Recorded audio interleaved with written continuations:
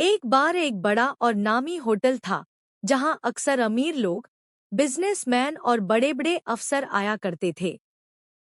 Hotel की चमकदमक देखकर कोई भी उसकी रौनक का दीवाना हो जाता। एक दिन सुबह-सुबह होटल के बाहर एक बुजुर्ग शख्स आया। उसके कपड़े थोड़े मैले थे, पांव में साधारण चप्पल और सिर पर एक पुरानी टोपी थी। हाथ में एक झाड़ू जैसी चीज थी, जिससे वह अपने कपड़ों की धूल झाड़ रहा था।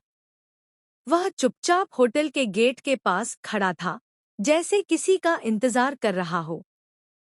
उसी वक्त एक चमचमाती गाड़ी होटल के सामने आकर रुकी। उससे एक नौजवान उतरा, जो साफ जाहिर था कि किसी अमीर खानदान से है। उसने महंगे कपड़े पहने थे, हाथ में महंगी घड़ी थी और चलने के अंदाज में घमंड साफ झलक रहा था। जैसे ही उसकी नजर उस बुजुर्ग आदमी पर पड़ी, उसका चेहरा सिकुड़ गया। उसे लगा कि यह कोई सफाई कर्मचारी है, जो होटल के सामने खड़ा होकर माहौल खराब कर रहा है। वह तेजी से उस बुजुर्ग के पास आया और जोर से बोला, ओए, यहाँ क्या कर रहा है? होटल के सामने खड़े होकर गंदगी फैला रहा है। हट यहाँ से। तेरे जैसे लोग इन जगहों पर आने लायक नहीं होते। वह बुजुर्ग चुपचाप उसकी बात सुनता रहा। उसने कोई जवाब नहीं दिया, बस हल्की सी मुस्कान के साथ उसकी तरफ देखा। आसपास खड़े कुछ लोग उस अमीर लड़के की बातों पर हंसने लगे। किसी ने उस बुजुर्ग की तरफदारी नहीं की और न ही उस लड़के को टोका। सबने उसे एक मामूली सफाई वाला ही समझा। कुछ लोग तो अपनी नाक बंद करके वहां से निकल गए, जैसे उस बुजुर्ग की मौजूदगी उनकी शान के खिलाफ हो। लेकिन उस शख्स के चेहरे पर न तो गुस्सा आया, न शिकवा। वह पलटकर धीरे-धीरे वहां से चला गया, जैसे उसे इस दुनिया की बेइज्जती की कोई परवाह ही न हो। उसे जाते हुए देखकर उस लड़के ने और भी तिरस्कार से कहा, कहीं और जाके झाड़ू लगाना बाबा, ये जगह तेरे जैसे लोगों के लिए नहीं है। लेकिन वह यह नहीं जानता था कि जिस इंसान को वो आज नीचा समझ रहा है, कल उसकी सच्चाई जानकर सबके होश उड़ने वाले हैं।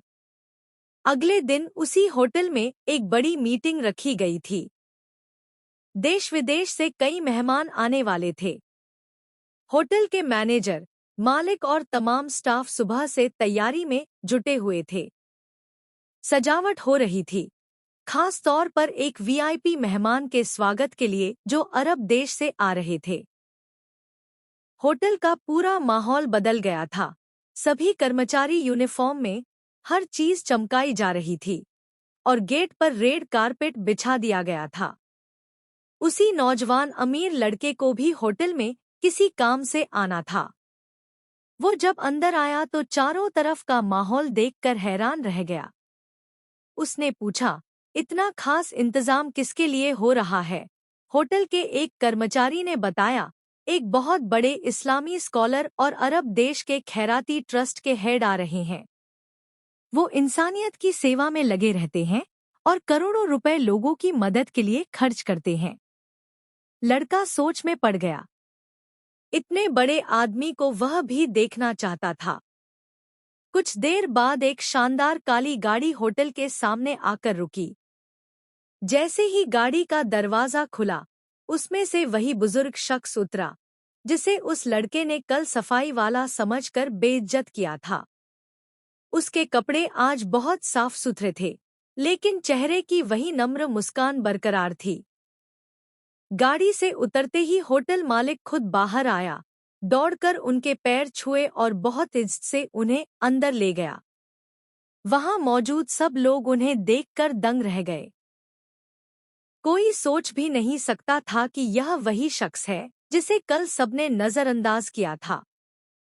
वो अमीर लड़का खड़ा का खड़ा रह गया। शर्म से उसका चेहरा लाल हो गया। वो जमीन में गड़ जाना चाहता था। उसे यकीन ही नहीं हो रहा था कि जिसके साथ उसने बदतमीजी की थी, वो इतना बड़ा और नेक इंसान निकला। थोड़ी देर बाद उस बुजुर्ग ने मुस्कुराते हुए कहा, दुनिया अक्सर लिबास देखकर फैसला करती है, लेकिन अल्लाह दिलों को देखता है। जो दूसरों को छोटा समझता है, वो असल में खुद छोटा होता है। होटल में सन्नाटा छा गया। हर कोई उस बुजुर्ग की बातों में खो गया। लड़का शर्मिंदा होकर उनके पास गया, उनके पांव छूने लगा और माफी मांगी। बुजुर्ग ने उसका सिर सहलाया और कहा, बेटा, सबक सीखना सबसे बड़ी माफी है। अगर आज से तुम लोगों से अच्छा सुलूक करोगे, तो यही मेरी असली इज्जत होगी। उस दिन सभी ने सीखा कि किसी की हालत देखकर उसका दर्जा तय नहीं किया जा सकता।